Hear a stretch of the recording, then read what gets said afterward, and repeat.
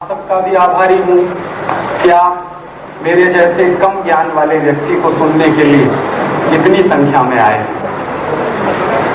मैं क्या कह पाऊंगा ये थोड़ी देर में शायद तय हो जाएगा, लेकिन पिछले 4-5 दिनों से मैं बहुत दुखी हूं और मेरा दुख इस बात का है कि हिंदुस्तान में एक तरफ तो आजादी की स्वर्ण जयंती मनाई जा रही है और दूसरी तरफ उन लोगों का स्वागत किया जा रहा है जिन्होंने हमको गुलाम बनाया था।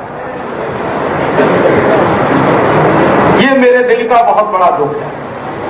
पिछले 5-6 दिन से अखबारों में एक ही चर्चा है, ब्रिटेन की रानी हिंदुस्तान की यात्रा पर, और ब्रिटेन की रानी हिंदुस्तान की यात्रा पर है।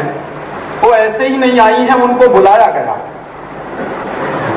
हमारी सरकार ने बाकायदा ब्रिटेन की रानी को हिंदुस्तान में बुलाया है और वो भी आजादी की 50वीं सालगिरह पर, जिनके कारण ये देश गुलाम हुआ, जिनके कारण 200-250 साल हम बहुत ही बदनामी का जीवन जीते रहे, जिन्होंने भारतीय समाज को ऊपर से नीचे तक हर हिस्से में तोड़ दिया, जिन्होंने भारतीय अर्थव्यवस्था का सत्यानाश कर दिया, जिन्होंने भारतीय खेती को बर्बाद कर दिया, जिन्होंने भारतीय शिक्षा पद्धति का नाश किया, जिन्होंने भारतीय संस्कृति को बर्बाद करने के लिए सारी ताकत लगाई, और जिन्होंने भारतीय लोगों को ईसाई बनाने के लिए सारी ताकत लगाकर अपने मिशन भेजे, उन लोगों का इस देश में आजादी के 50वें साल में स्वागत होना मेरे जैसे नौजवान के दिल में बहुत गहरी चोट डालता। पंचम आया था, इंग्लैंड का राजा माना जाता, तो 1911 में अगर जॉर्ज पंचम आया तो वो बात मेरे समझ में आती है। क्यों? क्योंकि 1911 में ये देश अंग्रेजों का गुलाम था। 1911 में इस देश में अंग्रेजों का शासन चलता, 1911 में इस देश में अंग्रेजों की सरकार चलती, 1911 में अंग्रेजों के कानून चलते, उनकी व्यवस्था चलती। तो अंग्रेजों का ही शासन था और अंग्रेजों की ही सरकार थी। तो अंग्रेजों की सरकार ने अपने राजा को इस देश में निमंत्रित किया, जिसका नाम था जॉर्ज पंचम, और वो आया था इस देश में। हालांकि उस समय भी इस देश के जो क्रांतिकारी लोग थे, 1911 में महात्मा गांधी इस देश में नहीं थे, लेकिन महात्मा गांधी नहीं थे इसका मतलब ये नहीं था कि देश में क्रांति की आग नहीं जल रही। उस जमाने में देश में दूसरे बड़े नेता थे जो क्रांति की आग को जला रहे थे। लाला लाजपत राय थे पंजाब में, तिलक साहब थे महाराष्ट्र में, विपिन चंद्र पाल थे बंगाल में, और ऐसे तमाम दूसरे बड़े नेता थे सारे देश में जो अंग्रेजों के खिलाफ बड़ी बगावत को लेकर चल रहे थे, और उन्होंने अपनी पूरी ताकत लगाकर जॉर्ज पंचम का विरोध किया। जॉर्ज पंचम को बहुत आसानी से हिंदुस्तान में आने दिया गया, ऐसा नहीं था।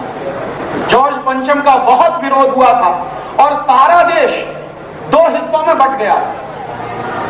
एक तरफ ऐसे लोग थे जो जॉर्ज पंचम का स्वागत कर रहे थे,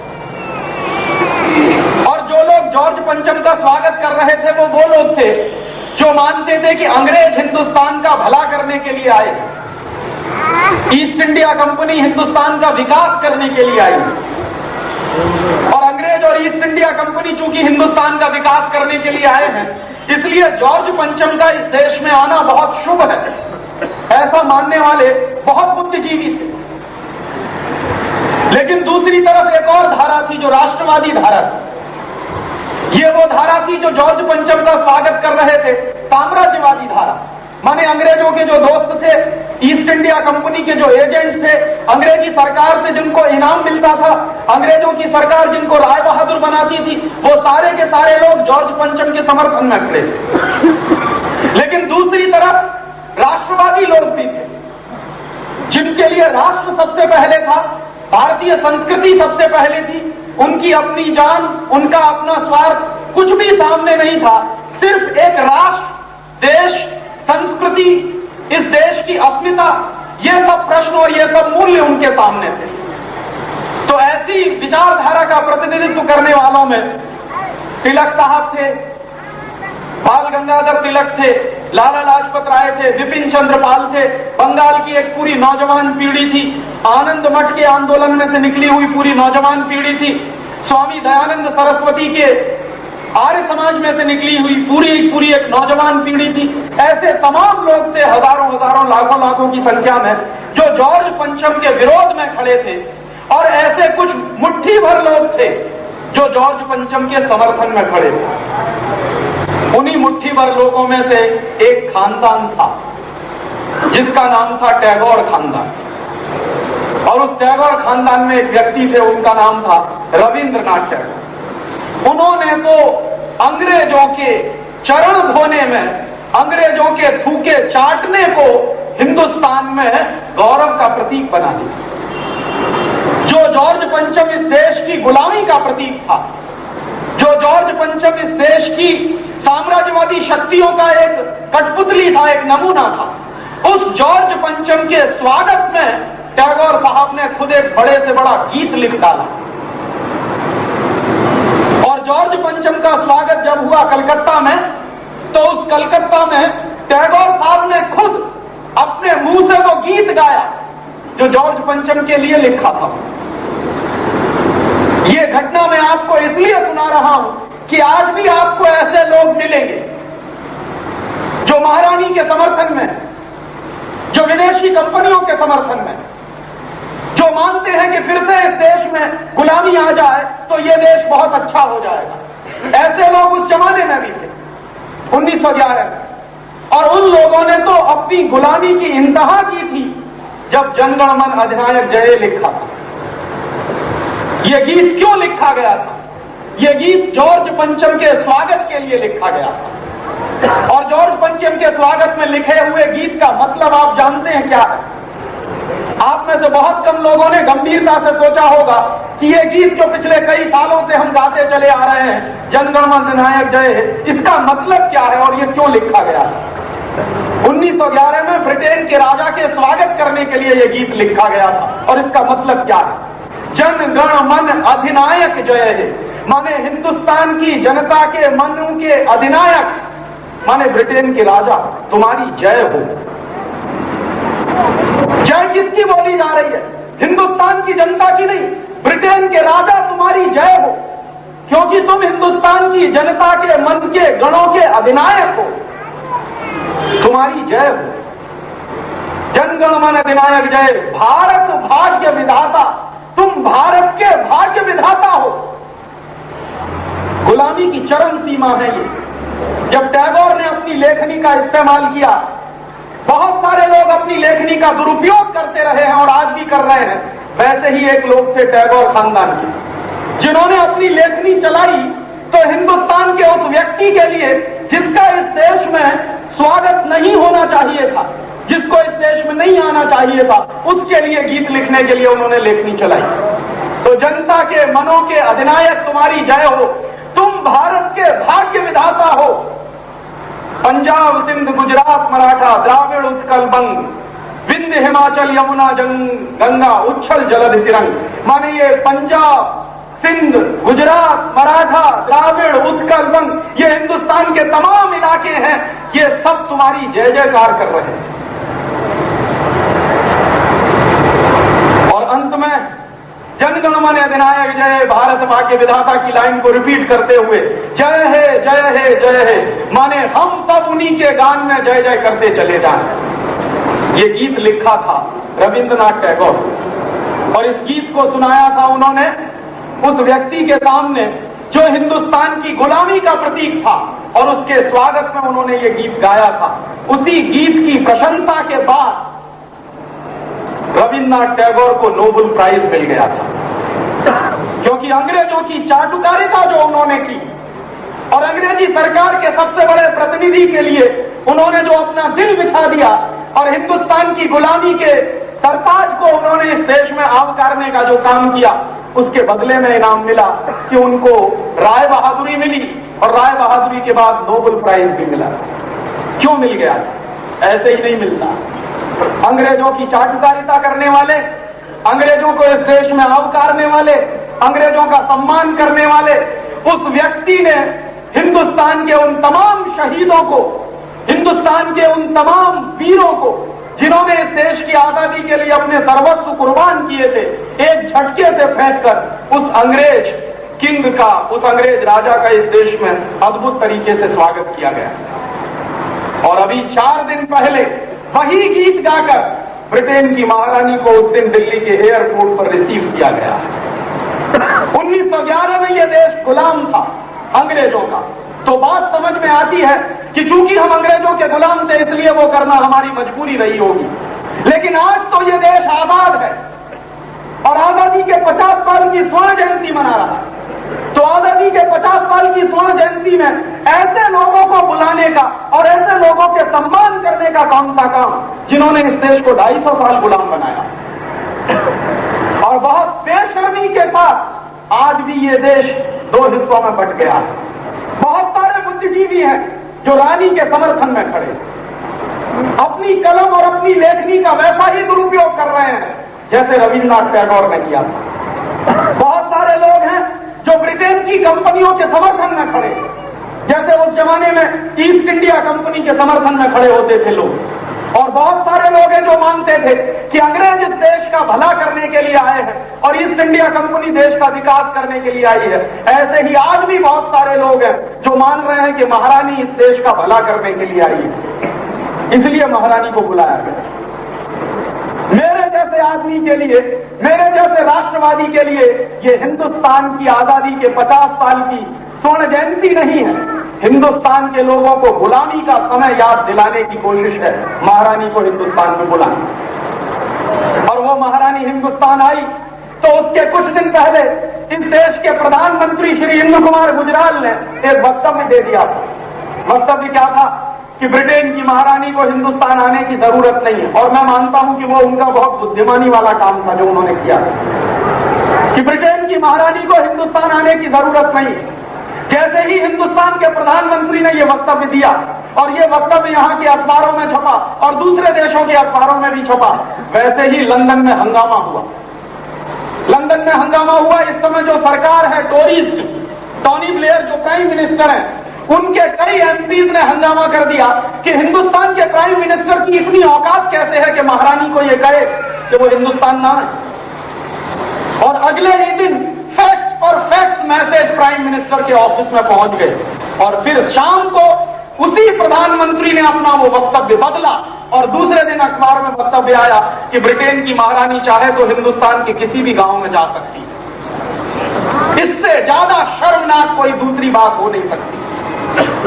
एक आजाद देश का प्रधानमंत्री अपनी बुद्धिमानी से यह तय करे कि ब्रिटेन की महारानी को इस देश में आने की जरूरत नहीं, फिर वही प्रधानमंत्री विदेशियों के दबाव में आकर और हिंदुस्तान के कुछ तथाकथित ऐसे बुद्धिजीवियों के दबाव में आकर जो ब्रिटेन के पैसे से पलते हैं और पोसे जाते हैं, ये वक्तव्य दे कि ब्रिटेन की महारानी हिंदुस्तान के किसी भी गांव में जा सकती। और ले गए उसको। कहां ले गए? उस जलियांवाला बाग में जहां इस देश के क्रांतिकारियों की मिट्टी है, जहां इस देश के शहीदों का खून है। उस जलियांवाला बाग की घटना के बारे में शायद आप में से बहुत लोग जानते होंगे कि 13 अप्रैल सन 1919 को डायर ने 20,000 क्रांतिकारियों के ऊपर गोलियां चलाई और उन 20,000 क्रांतिकारियों के ऊपर जब गोलियां चलाई डायर ने, तो उसमें से 2,000 क्रांतिकारी गोलियों से मर गए और 2,000 क्रांतिकारी गोलियों से मर गए। उसके बाद हजारों लोग भगदड़ में मर गए। अमृतसर के जलियांवाला बाग में एक कुआं है, उस कुएं में कूदे बहुत सारे क्रांतिकारी अपनी जान बचाने के लिए, लेकिन कुएं में गिरने के बाद में बहुत सारे क्रांतिकारी दीवार से दूसरी तरफ पार कूदने के लिए चढ़े, लेकिन दीवार पे चढ़ते चढ़ते गोली लगी और नीचे गिर गए, मर गए। 20,000 लोगों पर 18 राउंड गोलियां चलाई गई। डायर का यह वक्तव्य था कि मेरे पास गोलियां खत्म हो गई थी, अगर और होती तो चलाता और भी जाता। माने उस डायर ने जिसने देश के 2,000 लोगों को मार दिया अपनी गोली से और हजारों लोग मारे गए भगदड़ में, वहां रानी को जाने का मतलब क्या है? अंग्रेजों ने अपने अत्याचार की पूरी सीमा दिखाई थी, वो चरम था। अंग्रेजी शासन के हिंदुस्तानी अत्याचारों का वो चरम बिंदु था जो 13 अप्रैल सन 1919 को हुआ था जलियांवाला बाग।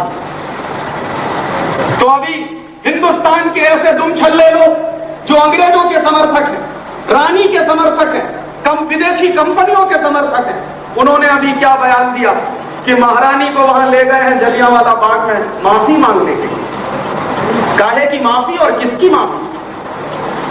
क्या माफी ऐसे मांगी जाती है कि गोली निकालो और किसी को मार दो और वो मर जाए तो उसके बाद कहो आई एम सॉरी? ये कोई मतलब है माफी मांगने का? और ऐसी माफी मांगने के लिए हम कोई बहुत लालायक नहीं है। और पिछले 50 साल में ब्रिटेन ने ऐसा कौन सा काम किया है जिससे ये बात झलकती हो कि उन्होंने प्रायश्चित किया?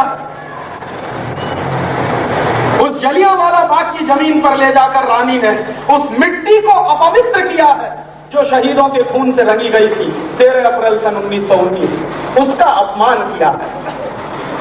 हिंदुस्तान में महारानी को बुलाना, मैं हिंदुस्तान के उन सारे शहीदों का अपमान मानता हूं, उन शहीदों की शहादत का अपमान मानता हूं जिन्होंने ब्रिटिश साम्राज्यवाद के खिलाफ लड़ते लड़ते अपनी जान दी। ऐसे शहीदों की शहादत का अपमान है हिंदुस्तान में रानी को बुलाना। और हिंदुस्तान की सरकार ने अपने गुलामी को किस तरह से दिखाया है इस देश में, आप में से बहुत कम लोग जानते हैं कि ब्रिटेन की रानी के सम्मान में दिल्ली में एक कार्यक्रम आयोजित हुआ। वो कार्यक्रम दिल्ली में नेशनल म्यूजियम की तरफ से आयोजित हुआ। तो नेशनल म्यूजियम की तरफ से जो कार्यक्रम आयोजित हुआ रानी के सम्मान में, उस कार्यक्रम के लिए जो निमंत्रण कार्ड छापा गया, निमंत्रण पत्र छापा गया, उसमें रानी का नाम ऊपर है, हिंदुस्तान के राष्ट्रपति का नाम नीचे। इससे ज्यादा राजनीतिक गुलामी का दूसरा कोई सबूत नहीं हो सकता। मेरे देश का राष्ट्रपति अगर एक स्वाभिमानी देश का राष्ट्रपति है, मेरे देश का राष्ट्रपति अगर एक स्वतंत्र देश का राष्ट्रपति है, तो उसका नाम हमेशा ऊपर होना चाहिए। बाहर का कोई भी आदमी है, जरूर हमारा अतिथि है, लेकिन हमारे देश के प्रथम पुरुष से ऊपर नहीं हो सकता, वो नीचे ही होगा। लेकिन हिंदुस्तान की सरकार ने अपनी गुलामी का सबूत दिया कि जब रानी का नाम ऊपर था और राष्ट्रपति का नाम नीचे है। ये दूसरा गुलामी का सबूत है इस देश में। आप मानते रहो कि ये देश आजाद हो गया है, मैं मानता नहीं कि ये देश आजाद हो गया। अगर ये देश आजाद होता तो राष्ट्रपति का नाम ऊपर होता, रानी का नाम नीचे होता। जब ये देश गुलाम था तब यह परंपरा थी। जब यह देश गुलाम था, पंडित जवाहरलाल नेहरू अंतरिम प्रधानमंत्री बने थे इस देश के।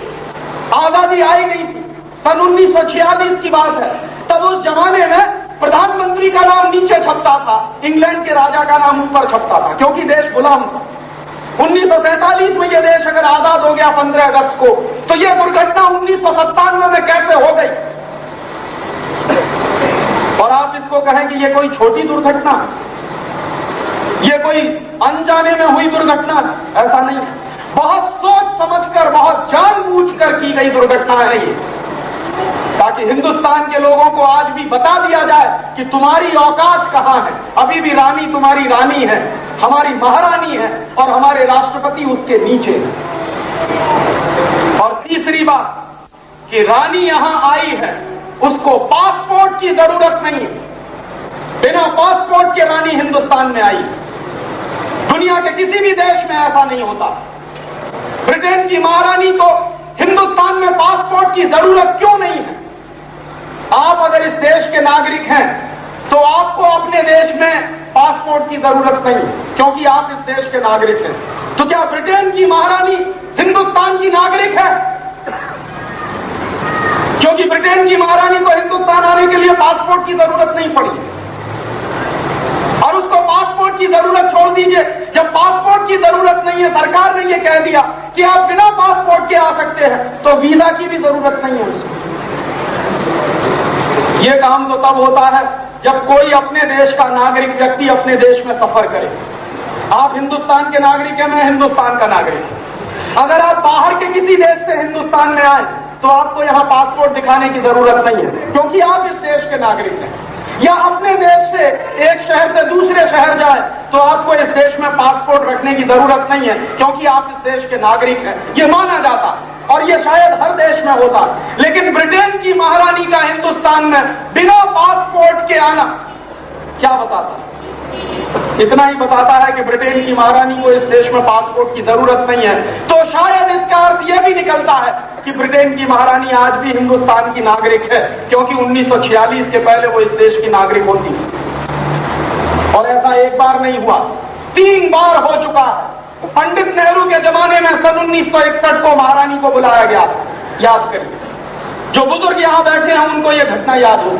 और 1961 में जब ब्रिटेन की महारानी को हिंदुस्तान में बुलाया गया था, तब भी यह बहस हुई थी पार्लियामेंट में, और उस बहस में पंडित नेहरू ने यही जवाब दिया था कि ब्रिटेन की महारानी को हिंदुस्तान आने के लिए पासपोर्ट की जरूरत नहीं है। तो कई एमपीज ने यह प्रश्न पूछा था कि क्या हम ये माने कि ब्रिटेन की महारानी हिंदुस्तान की नागरिक है।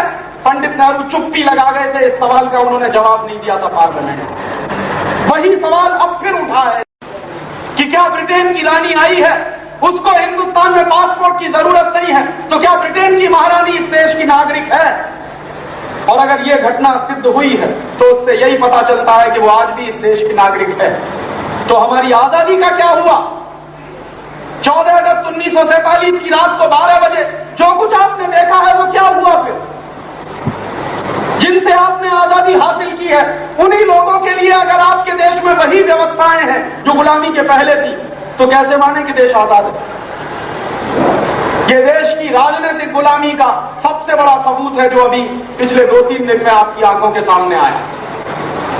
हमसे अच्छे तो पाकिस्तानी लोग, जिन्होंने रानी के आने की खबर सुनते ही सबसे बड़ा प्रदर्शन किया कराची एयरपोर्ट, और वहां की सरकार को उन्होंने बता दिया कि अगर ऐसी कोई दुर्घटना हमारे देश में हुई तो शायद नवाज शरीफ की सरकार को रहना मुश्किल हो जाएगा वहां पार्लियामेंट। हमसे अच्छे तो वो लोग, यहां तो देश में सन्नाटा है, कहीं कोई बोलता नहीं है। किसी भी राजनीतिक पार्टी ने ब्रिटेन की महारानी की यात्रा को अपना प्रश्न नहीं बनाया।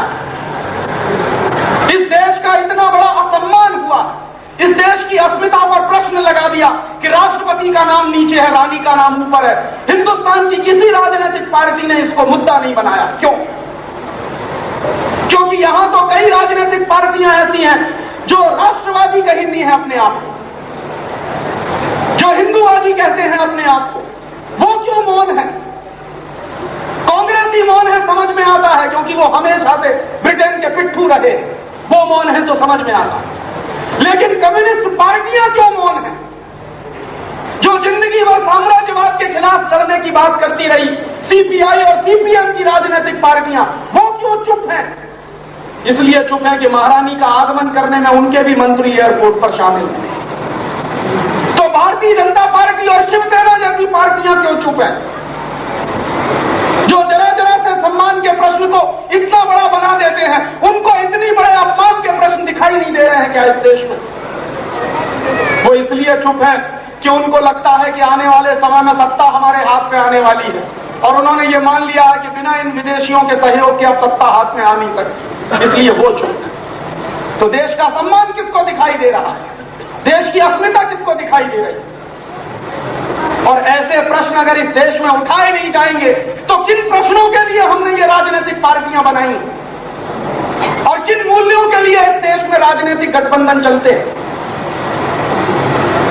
जब देश का सम्मान ही नहीं है, देश की अस्मिता ही नहीं है, तब फिर कौन से प्रश्न हैं जो राजनीतिक पार्टियां हल करना चाहती है इस देश में?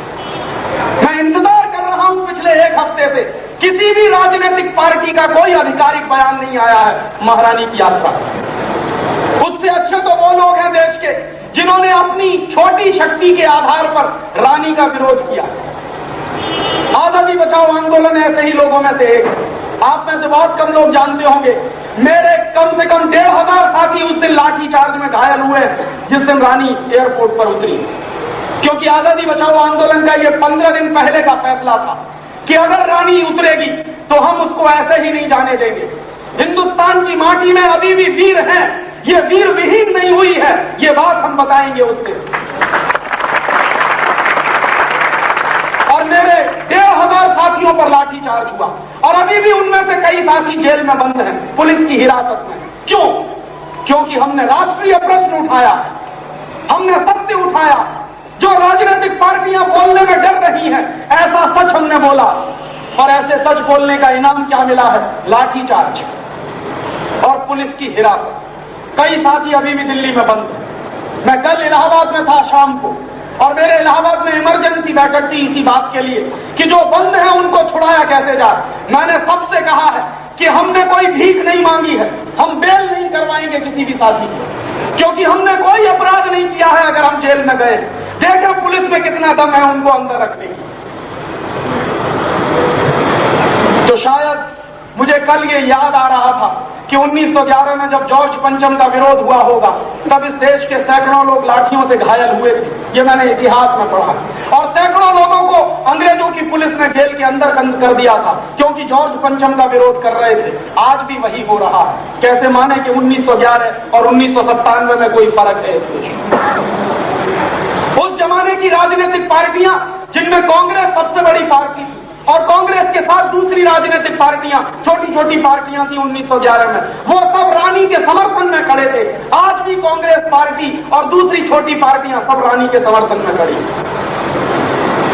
कोई भी विरोध में नहीं। देश में जो 1911 का समय था वही समय है। 1911 में रविन्द्रनाथ टैगोर ने जनगणमन गाया था जॉर्ज पंचम का स्वागत करने के लिए। अभी फिर जनगणमन गाया गया था रानी का स्वागत करने के लिए। 1911 में जॉर्ज पंचम को 21 तोपों की सलामी दी गई थी। अभी फिर 3 दिन पहले रानी को 21 तोपों की सलामी दी गई। 1911 में जॉर्ज पंचम हिंदुस्तान की सरकार का सबसे बड़ा मेहमान था। आज भी महारानी हिंदुस्तान की सरकार की सबसे बड़ी मेहमान है। हिंदुस्तान के सारे प्रोटोकॉल छोड़कर हमारे राष्ट्रपति, हमारे प्रधानमंत्री और तमाम मंत्री रानी के आगे पीछे वैसे ही घूम रहे हैं जैसे 1911 में जॉर्ज पंचम के आगे पीछे घूमा करते थे। और आपको ये खूब सोच समझकर याद दिलाने के लिए उन्होंने यात्रा की शुरुआत की। और ब्रिटेन की रानी अकेले नहीं आई है, उसके साथ ब्रिटेन की कई बड़ी बड़ी कंपनियों के अधिकारी आए हैं। जैसे ईस्ट इंडिया कंपनी के अधिकारी आए थे जॉर्ज पंचम के साथ। जॉर्ज पंचम अकेला नहीं आया था, जॉर्ज पंचम के साथ जहाज भरकर ईस्ट इंडिया कंपनी के अधिकारी आए थे। रानी अकेली नहीं आई है, उसके साथ ब्रिटेन की तमाम विदेशी कंपनियों के बड़े बड़े अधिकारी जहाज भरकर आए हैं। क्यों आए हैं? ताकि ब्रिटेन के उस आर्थिक साम्राज्यवाद को फिर से इस देश में पुख्ता कर सके जो कभी हिंदुस्तान में 1911 के समय में चलता है। मेरा दिल पिछले 5-6 साल से बहुत दुखी, पिछले 5-6 दिनों से बहुत दुखी, और ये मेरा सबसे बड़ा दुख है। और उससे भी बड़ा दुख यह है कि सारा देश मौन होकर ये तमाशा देख रहा है। गांव गांव, गली गली में ये आंदोलन चलना चाहिए था रानी के विरोध का, वो नहीं हुआ। राजनीतिक पार्टियां मौन होकर सुन रही हैं। हिंदुस्तान में राष्ट्रवादी लोग चुप बैठे हैं, राष्ट्रवादी संगठन चुप बैठे हैं। किसी भी संगठन की तरफ से कोई आधिकारिक बयान नहीं आया। ये मुझे बहुत दुख लग रहा है। और कभी कभी मुझे लगता है कि क्या ये धरती, एक तरफ शहीदों को श्रद्धांजलि देने वाले तमाम संगठन हैं, दूसरी तरफ जिन शहीदों ने अंग्रेजी साम्राज्यवाद के खिलाफ अपनी जान दी थी, उन शहीदों का अपमान करने वाली रानी जब अमृतसर जाती है तो कोई बोलता नहीं है। आदमी के माथे पर नहीं लिखा होता कि वो गुलाम है कि आजाद। आदमी का कर्म बताता है कि वो गुलाम है और आजाद है। हर गलत काम करने का अगर विरोध नहीं करता कोई आदमी तो वो गुलाम, और हर गलत काम करने का विरोध करने की जो हिम्मत करता है वही आजाद है। मेरे मानने में आजादी और गुलामी की यही परिभाषा है कि जो आदमी अपनी आंखों के सामने देख रहा है कि ये गलत हो रहा है, उस गलत का विरोध करने की हिम्मत नहीं करता, वो सब गुलाम है। और जो आदमी गलत को देख रहा है और गलत को गलत कहने की हिम्मत करता वही आजाद है। तो शायद 1911 में भी कुछ लोग ही होंगे मुट्ठी भर जो आजाद मानते होंगे अपने आप को। आज भी 1997 में वही मुट्ठी भर लोग दिखाई देते हैं जो आजाद मानते हैं और रानी का विरोध करते हैं। ये आपके देश में आजादी की 50वीं सालगिरह नहीं मनाई जा रही है, बल्कि आपको गुलामी के दिनों की याद दिलाई जा रही है। और एक एक करके ऐसे ही लोगों को बुलाया जा रहा है जो आपको गुलामी के दिनों की याद दिला सके। ब्रिटेन की महारानी उसमें से एक कदम है।